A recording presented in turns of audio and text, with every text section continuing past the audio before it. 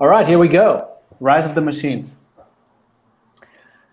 10 years ago, actually, I was listening to a podcast called the Java Posse.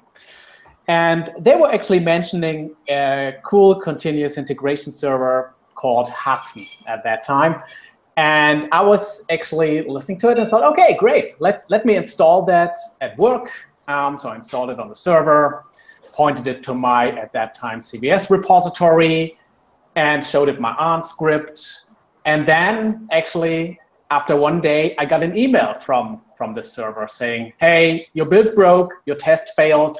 And I thought, wow, this is so awesome. This is so great. This is really the rise of the machines, or the beginning of the rise of the machines in automating in software development. All right, but let me start with a disclaimer here what this talk is not about. So you will not hear a lot about how to make your build pipeline better. There are plenty of talks about that. I thought I would concentrate on something else that is not so much talked about. Same goes with Chef, how to write Chef and Puppet scripts to do some continuous deployment. This talk is not about that either. And you will not see any scripts here in this talk, how you write better automation scripts for your servers. This talk is not about that. So you might think, Sven, hey, what is this talk about anyway, if you don't talk about these things in automation? Well, so this talk is about all the rest of software development and where you can automate stuff there. So I will give you some ideas by showing you some examples. I've talked to a lot of people in this industry and just pulled together all the awesome stuff from Atlassian, from Zero Turnaround, actually, from Hazelcast, and some other companies. And I pulled that together and put that into this presentation. So let's get started. Rise of the machines. So in our day-to-day lives, automation is coming more and more. You probably have seen these things here, automatic vacuum cleaning. I love that. It's still a little bit expensive to buy those, one of those, but I have to convince my wife that we need those. That is doing the cleaning our apartment when I'm not home. This is so cool. Or things like the Nest. When you come home, your apartment is warm or cooled down, depending on where you're living. So this one recognizes that you're approaching home, and it's actually seeing and cooling down or warming up your apartment. Great automation in your home. But also here, automatic cars driving around our streets in the future. Say that is maybe we are not really there yet with automatic driving cars. They're still testing that. But where we are is actually Volvo. They have done this automatic human detection. So the car stops actually if it detects a human in front of the car. So it can drive, and then it stops automatically. There we are with, oh my God, oh, that was a wrong video. I wanted to, okay. And anyway, so maybe we shouldn't trust the machines that much. So let's get started with the rise of the machines in software development. This is what we're here for, software developers. I'm actually working since almost 15 years now in software development. My name is Sven. I work for Atlassian as an evangelist, advocate, whatever you call this. I travel around, speak about software development, how we do software development, and how other people are doing software development, and talking about that all over the world. So, yeah, so my story about software automation and software development goes like this. I started in university to write some build scripts, some make scripts. Then I got into contact with GUI builders, actually at that time, a Microsoft tool, 1998, great automation, automatic wrote my code for my GUIs. Then 2001, I used JUnit the first time. I did some ARM scripts in 2004, later Maven. Eclipse, the refactoring feature in Eclipse was so great when I first tried it out in 2005, where I just renamed a method, and it renames all the calls of the method. So that was cool. 2006, as I said, Hudson, tried it out. 2009, I played around a little bit with Puppet, and then 2013, I did some Git hooks. So, but said that, if we talk about automation in software development, we all see that, the automatic deployments, builds and tests, and small scripts. But this is actually just the tip of the iceberg. We can go far more with automation. We can actually automate to check our engineering health. We can automate our support, our stand-ups, our stand-ups. You might say, Sven, are you crazy? Stand-ups? That's something where you have human interaction. Well, wait until actually it's to the end of this talk where I talk about automation and stand-ups, about code reviews and some operation stuff.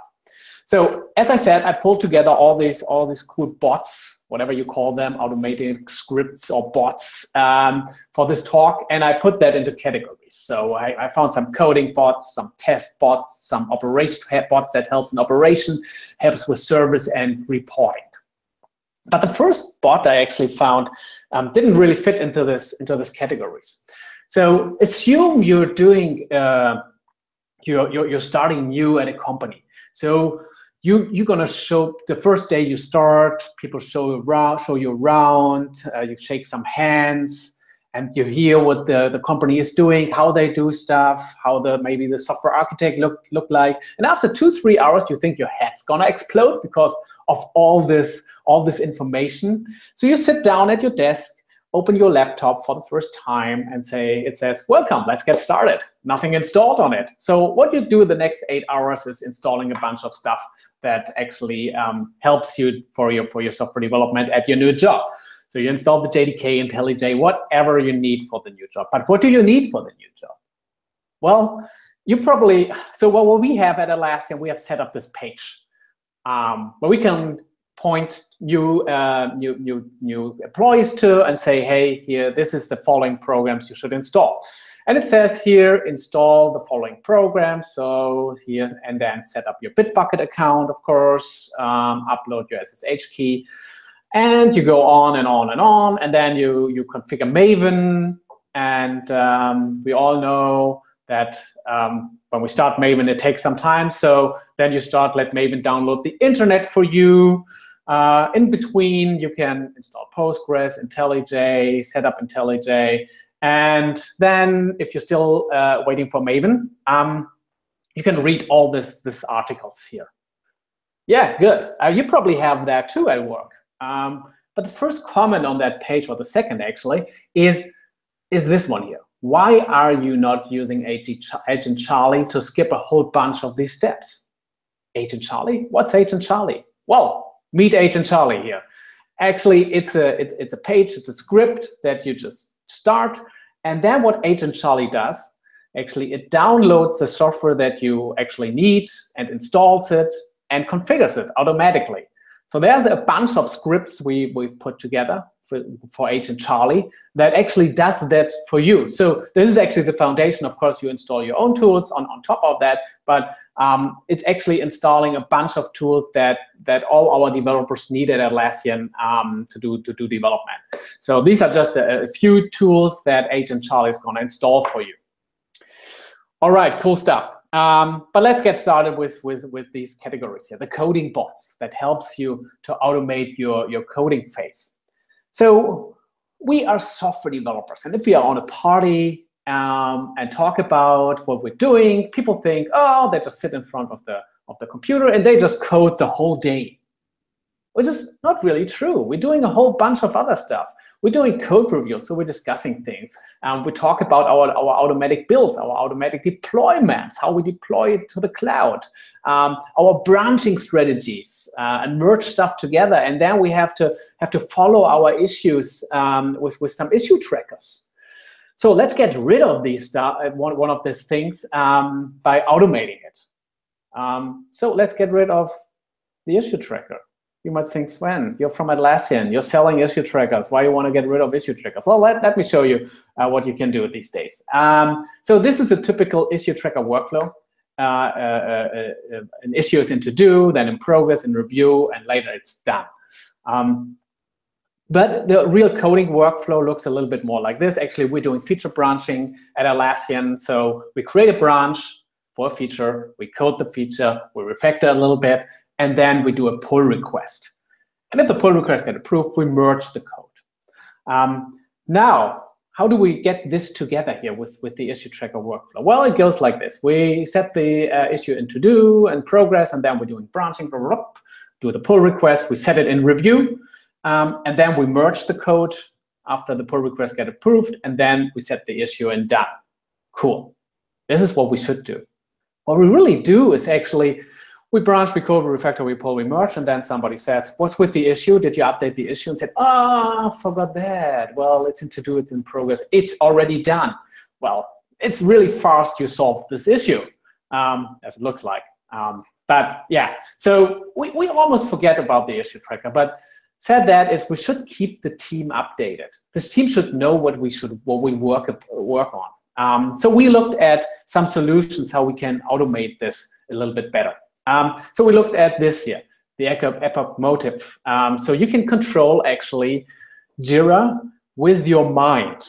So you just concentrate and say, this issue is now in progress. This issue is now in progress. And what it does, it drags the issue automatically over to the in progress column. Isn't that great? It's cool. It's pretty cool, but it doesn't really help because you still have to open the issue tracker, and now you're not using the mouse, you just use your mind. Doesn't really help. So what a lot of tools are actually, no matter if you use Jira or some other tools, they use something we call smart commits. Other tools call that differently, but you can see that in GitHub, in Trello, in U-Track or Bitbucket. So what you do is you mention the issue key in your commit message, and then trigger the issue tracker. So it looks a little bit like this. You write a commit message, say start progress, and if the issue tracker sees that and transitions the issue automatically over, you set start review and transitions the issue automatically over. And then you say fixes. This is actually the GitHub notation here. And then mention the issue key, and the issue is done. Wow, cool. Good thing here is you don't have to switch tools anymore. You can stay in your IDE and control the issue tracker. The downside of this here is that the robot that you're teaching here is just receiving commands. You just tell the robot what to do.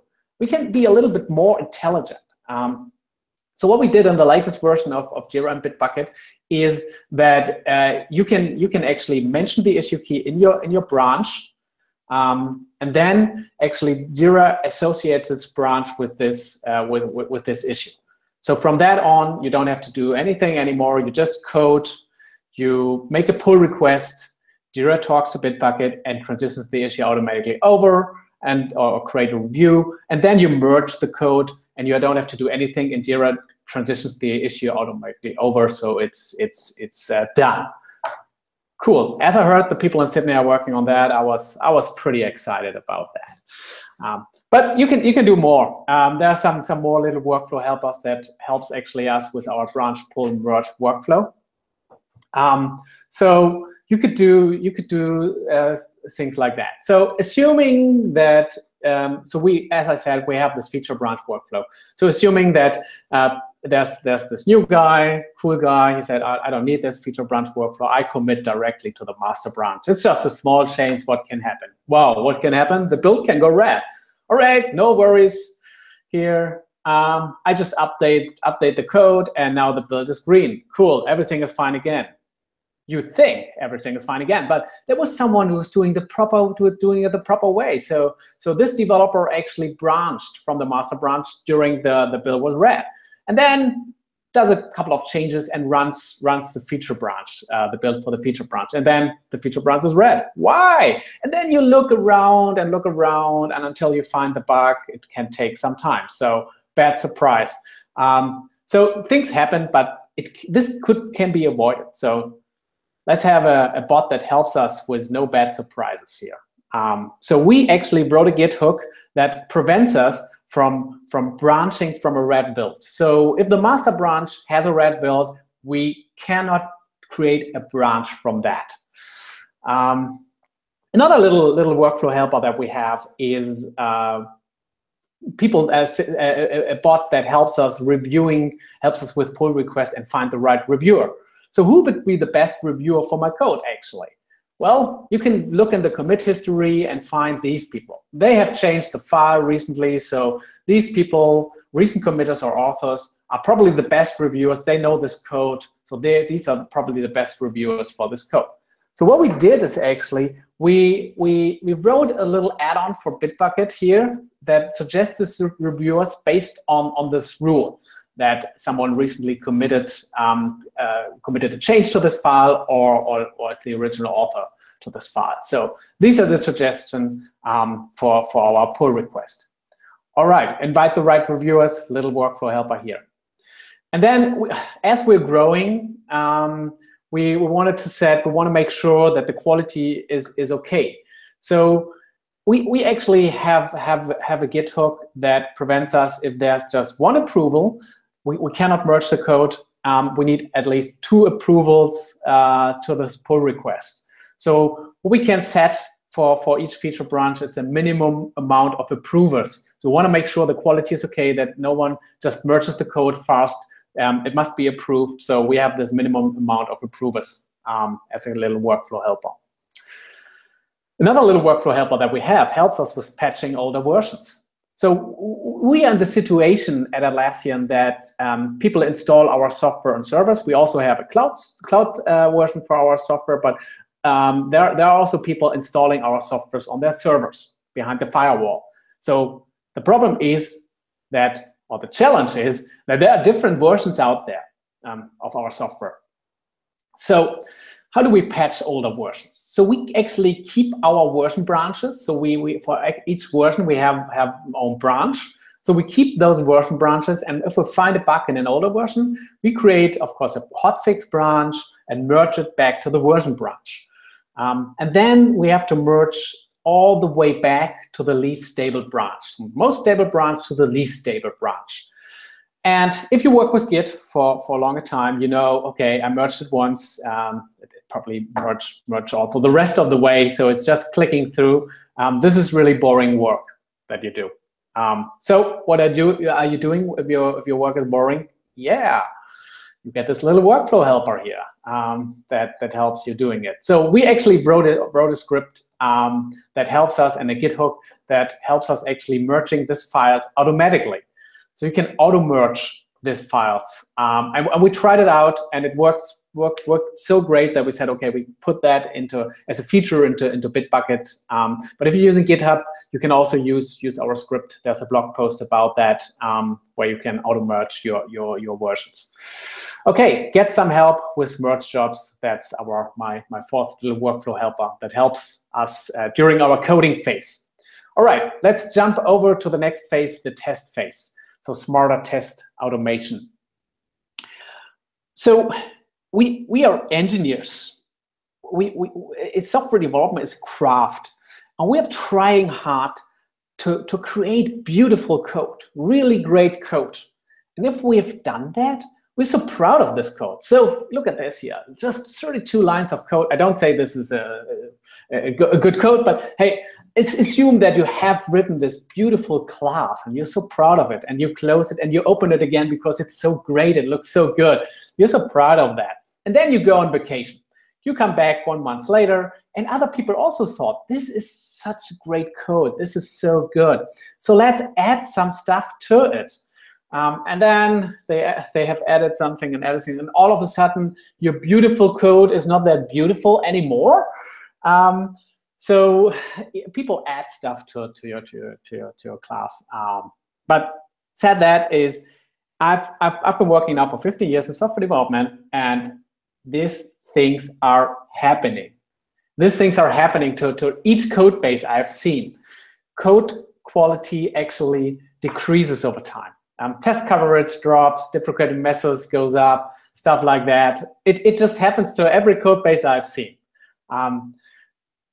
Why is it happening? We don't write bad code on purpose. We don't say, hey, let's mess this up. It looks too good. We're not doing that. But I think we are problem solvers. We want to solve the problem, and then we go on and jump on the next problem and don't think about that too much about that. The health of the code just goes down. So what we need is actually someone who takes care of that. A Dr. Code who really looks at the health of each change and says, oh, yeah, well, the health goes down, we have to do something.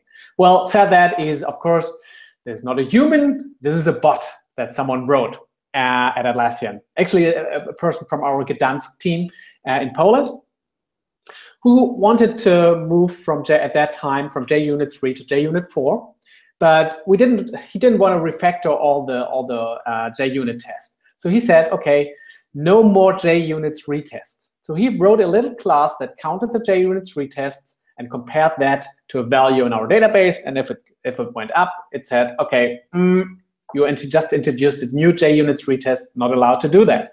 And people thought this is so useful, this is so great, that they added more and more checks for Dr. Code. So Dr. Code is now checking a whole bunch of stuff for us. And you can just add this another class to Dr. Code, and Dr. Code is running all over the code and checking that. But what happens actually if Dr. Code calls you that you have done something? Well, you will enter the hall of shame. Shame on you. Actually, this is a cultural thing. It works great at Atlassian. I don't assume it works great at every company, but that's what we're doing. We call people out and say, hey, you just introduced your new JUnit 3 test. Shame on you. And we actually have televisions hanging around everywhere in the office. So you actually, with your picture, are on the television that you just entered the hall of shame. No one wants to be on that television. You see, there are a lot of people on that, but actually, they want to get rid of that, so they want to get off the screen. Also, you can go off the screen if you fix a matrix. So you can enter the Hall of Fame by doing that. All right, so this is our small Dr. Code that helps us testing our code better and improving our engineering health. Now going over to we are coders, so we can read code very, very good, and we can actually, if we see an old version, a new version, we can see the difference immediately. Here, the magic number that we introduced here, the callback.call20. So we can see that actually very, very fast by just looking at it. But what about design? This user interface here, you spot the difference? No, it's really hard also. So it's really hard to spot. But I guarantee you, a designer can just look left, right, and see the difference immediately. Our eyes are not trained for that. So we can have a bunch of designers looking at if we messed something up in our interface. So a designer can actually say, oh, this line is 2 pixels off. And you say, well, how do you see that? So we actually have a bot doing that, an image compare bot. So it just compares images from our database, and compares it with images or taking screenshots from our actual software. So it alerts us on differences if there's a difference in the image. And then we have an easy reporting in our continuous integration server, where we can just look at and say, okay, here's the difference. And then this interface asks us, is that on purpose or is it not? So, and then you can say yes, and it takes the new picture, the new screenshot as the one in the database. All right, another thing that we have functional tests. So we don't have just image compare tests, engineering health tests. We also have a lot of functional tests. Of course, we have functional tests, and they ran for hours. I mean, our code base of Jira is now, I don't know, 15 years old. So they actually ran for hours our whole functional test. So what could you do? Of course, you could split up your functional tests and run them on different servers, divide and conquer. So we ran them in parallel. So we actually manually sliced and diced the tests. It looks like this. So steadily sized test blocks, but you still see that we have to wait for test block 1 to say, okay, the build is green now. So what we did is actually we wrote a functional test balancer. So we didn't want to wait for the longest test block to run, and we called that Hallelujah.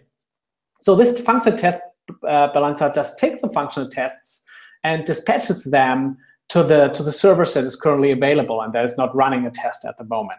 And that we have actually saved a lot of time by doing that.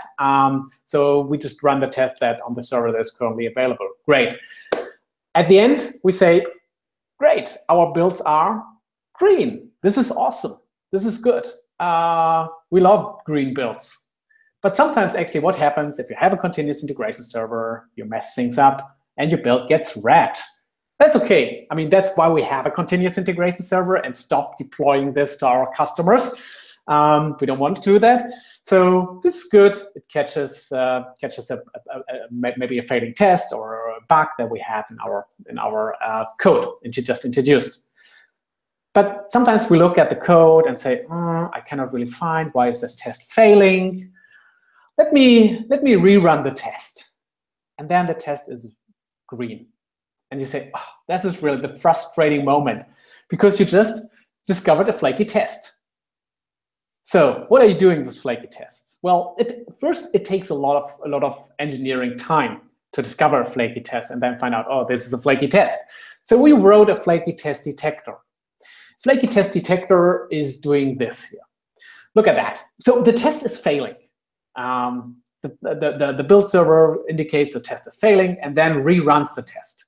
Test is failing again, and then reruns the test a third time. And then say, oh, it's a successful test all of a sudden. Okay, good. What we just discovered here is a flaky test. So flaky test doesn't really say anything. Just this, the code is flaky or the test is flaky, but we just continue the build and set this test into quarantine. So this test is not going to execute the next time this build runs. It's not going to execute anymore.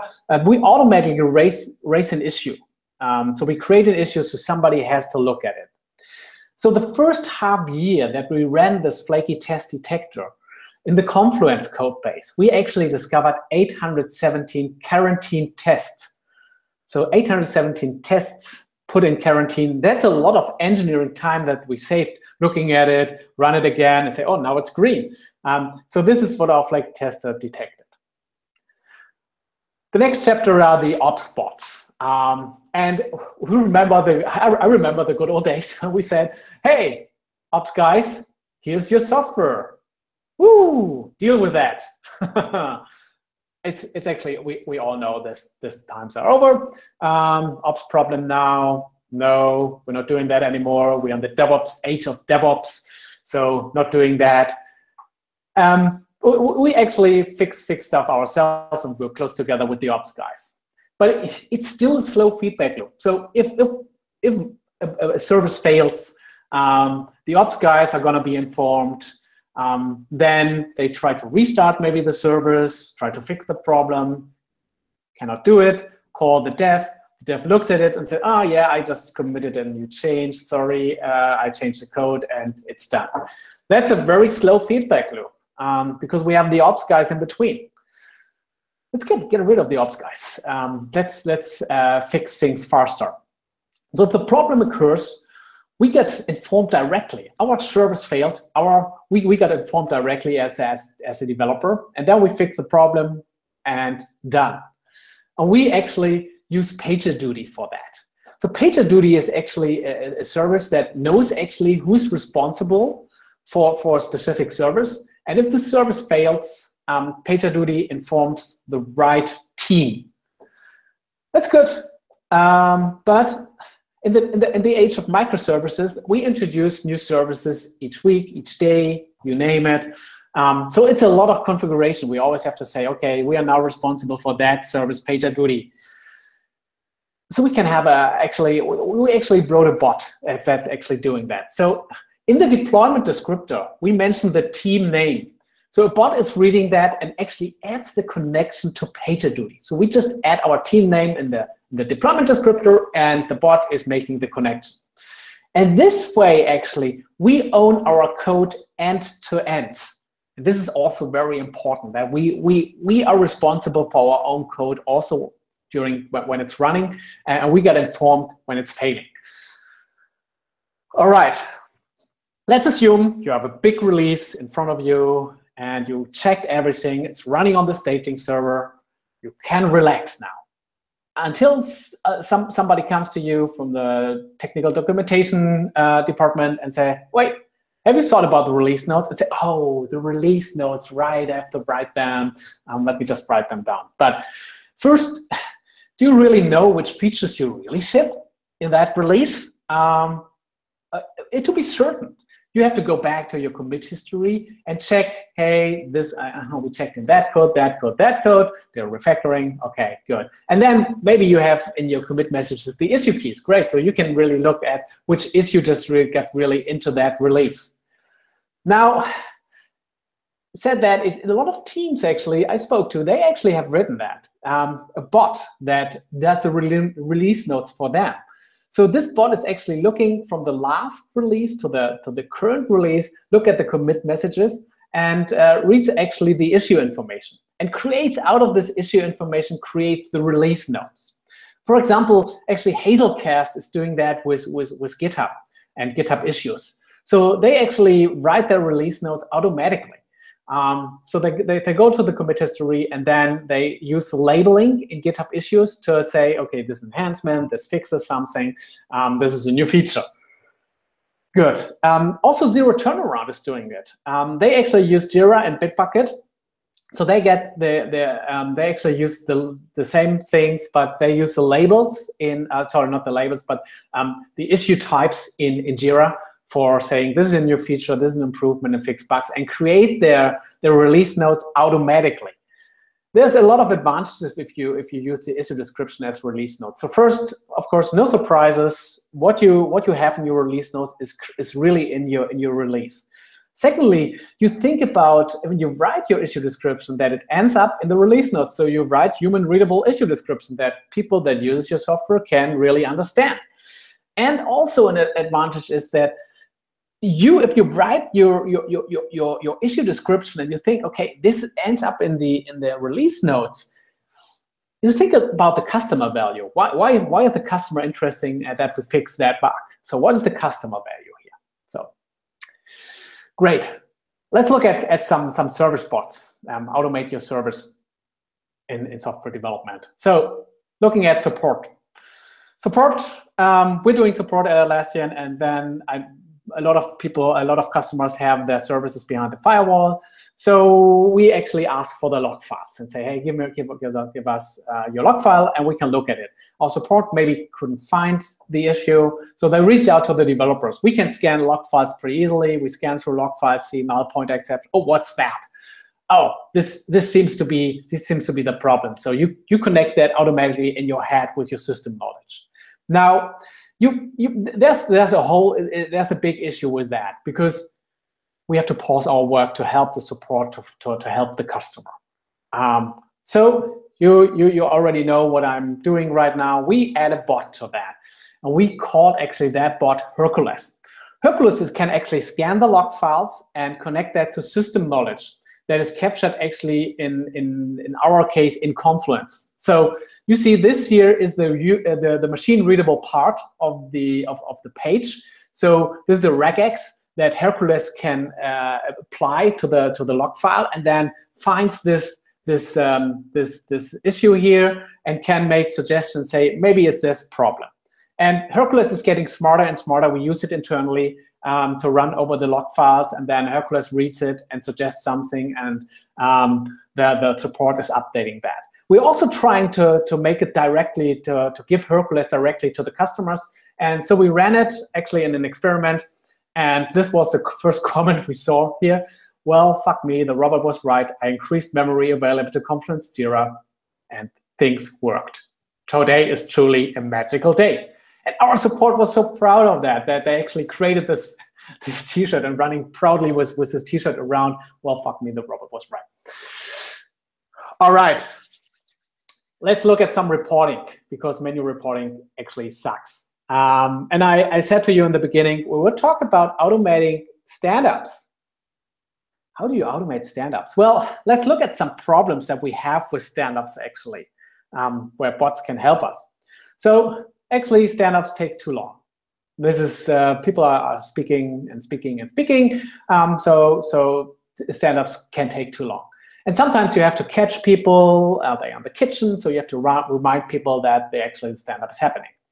And then you have to set up the C calls, because some people work from home. That can take some time, and the stand-up takes longer and longer. And then you may have, if you're working in a really distributed environment, you have some time zone issues.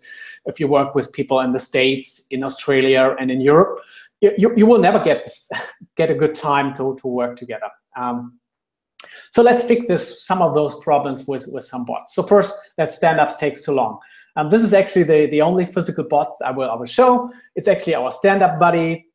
Somebody made that, and it has a knot on the head. So you press it, and it starts vibrating after a certain amount of time. So your time is over to speak. You just have half a minute or something to speak, and then your time is over. So you have to hurry and do speak. Just tell just the essential stuff.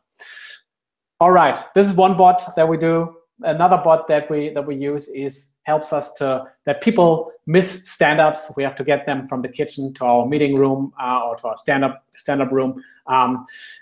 Actually, a developer at Atlassian has written a small Chrome extension. It's called Chrome Tab.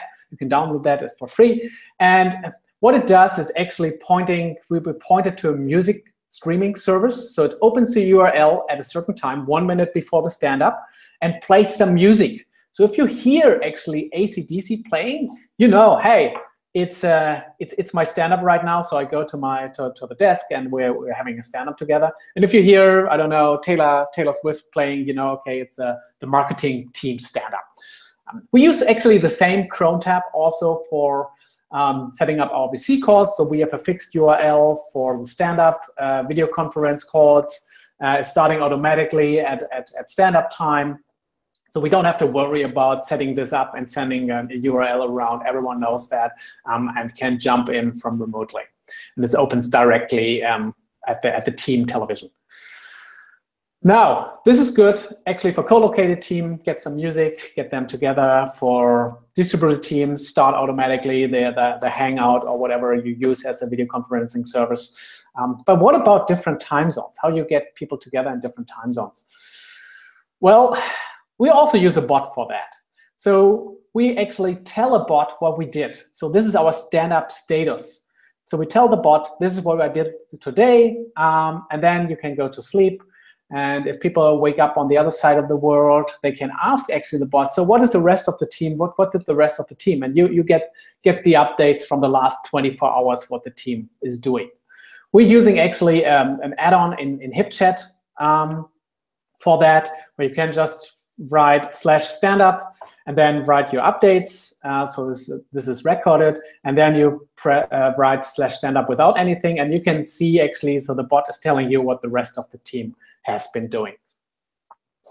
All right, let's sum this up here. So I've been talking about coding bots, test bots, actually testing your engineering help, ops bots, helping us with PagerDuty, own your code end to end, service bots, having Hercules, learning constantly, and that helps us with support and automating support. And report bots helping us with our stand-ups. Now, said all that, all great bots, all cool stuff. The number one problem that you have with automating things is this here: time. It's hard to find some time. We have sprint goals. It's hard to find some time, extra time, to think about automation first and then actually do it. But said that is, we have to convince actually our team leads, our management, that this is important. It saves us a lot of time. Think about this this automatic Flaky Test detector. It saved us a lot of time actually looking at the test, rerun this. So we actually have the problem of technical debt in Jira. So what our team leads came up with was that here. Let's spend 10% of our sprint time for better engineering health, to refactor something, to do stuff against our technical debt, so to work on that. Now, it's good if we work 10% of the time on improving our code base, but actually what we found out is actually better to work on automating things. So this is actually Philip from the Gdansk team in Poland, and he wrote this Detector code that is actually checking the engineering health, and in the rest 90% of the sprint time, helping actually developers to fix stuff immediately that they came up with. So he used the 10% sprint time for automating and improved the all over engineering health of our code base. This is cool. What we also do at Atlassian, maybe you heard about that, is ship it days. So we run actually 24-hour hackathons, and we run some experiments, what we can do with our products, how we can improve it, some innovative ideas. But not only that, we're also doing automation that helps us automate our software development. And a lot of these things that you saw today actually started as in this 24-hour hackathon that we do quarterly. So as I said, I talked to a lot of people that are doing some automation in their teams, and they all said, hey, it's very important to treat your bots or your automation codes well. Actually treat it as production code, as your production code. It's as important as your production code. So first, of course, add the code to source control. Seems obvious. I've seen code laying around on developers' machines and saying, how can I change that? And say, oh yeah, here's the code, and gave it to me. So give it to the team, add it to source control, so you have a safe place where the code is stored. Also, get the team updated on changes.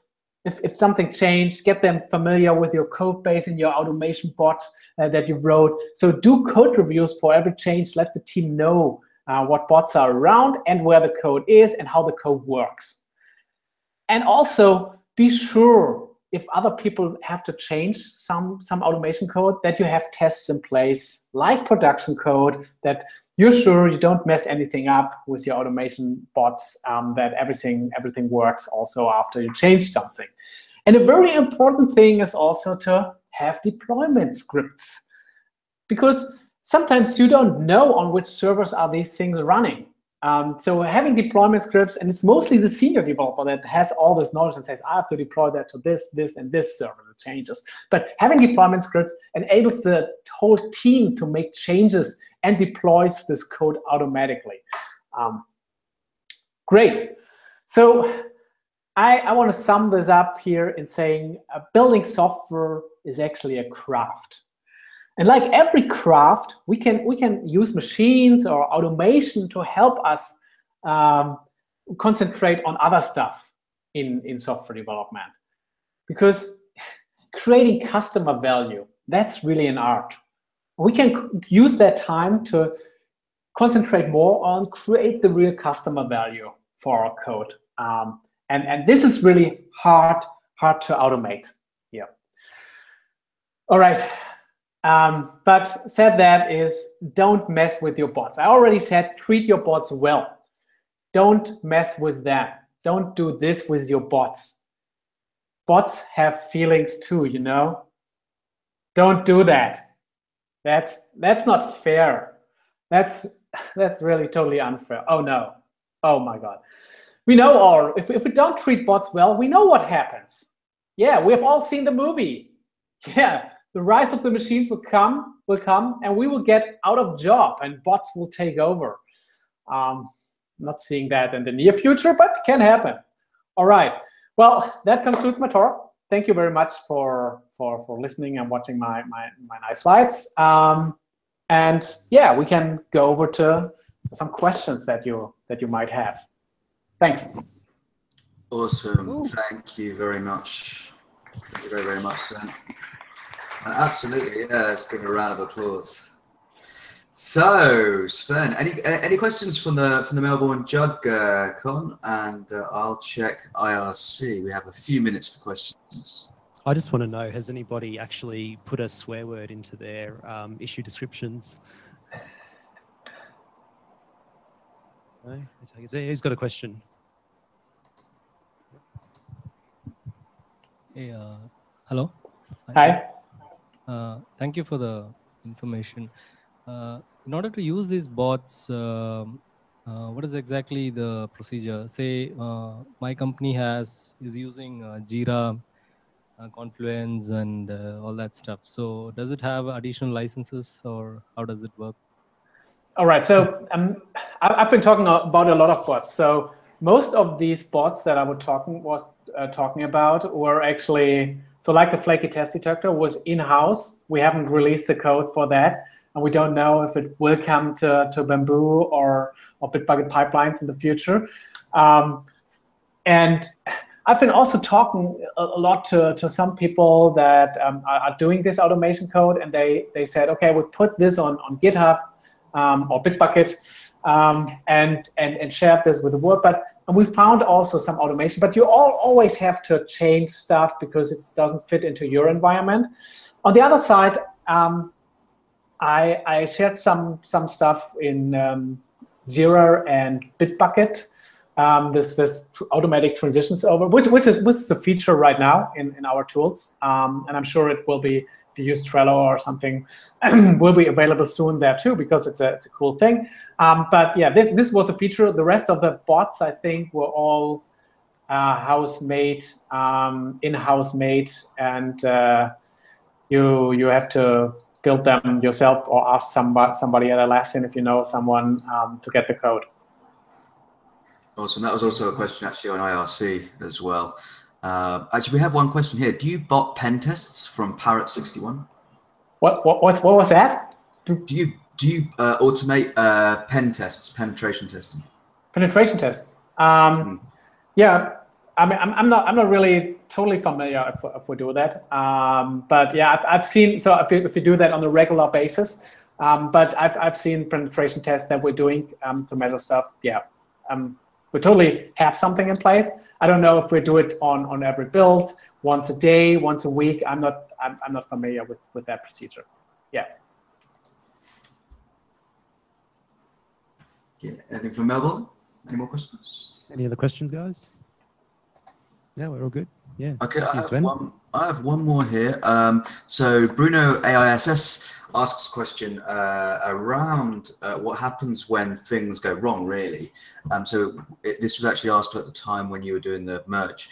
How do you deal with situations where code goes in review? Code is in review and it goes back to progress, or you have two merges? Is this kind of thing automated as well, or is there a manual step in at that point? Do you know if we're talking about the auto merges feature that we have, or? Yeah, I think it was. Yeah. So of course, if it can't merge, we have to go do it manually. There's no bot that at the moment that helps us getting the right changes in place. If two people merges something, did some changes, of course we have to go manually in and apply that. But the bot would tell us that, oh, sorry, I couldn't merge here. Please have a look at that and do it manually. But as you might know, merge conflicts are not that in Git not that often anymore as we experience that from Subversion or CVS back in the days. And that's what automation's about, right? Doing the golden path. We don't want it to necessarily automate our entire lives away. It's just doing what the boring bits of our jobs are every time, rather than every edge case. Okay, awesome. I think that's all the questions. Actually, we have one more from Goku Sama about the specific bits of automation code you had. Do you have a plan to make them or some of them open source at all, or is it entirely really for specific to Atlassian? I don't know of any plans. Mostly, I mean, even though we treat it as production code, the code is not as open source ready, and it would take us some time to open source that. There's no particular plan of open sourcing the bots, but if we think it's something, so for example, the Git hooks I talked about, they are actually open. We blogged about it. You can download them and try them out, especially the automated merge one. So you could do that. The Flaky Test Detector, I don't think we're going to do that. We're going to open source that. It's in the moment we're playing around with it, improving it. Maybe we're adding it to a product, but we don't know. There's no master plan. Maybe people think this is so important at Atlassian that they want to open source that, and then they just do it. Awesome. Sven, that's everything we have. Those are all the questions we have. It's been, again, an amazing session. Thank you very much. Thanks for having me. And thank you, Melbourne Jug, for your attention and also for your questions.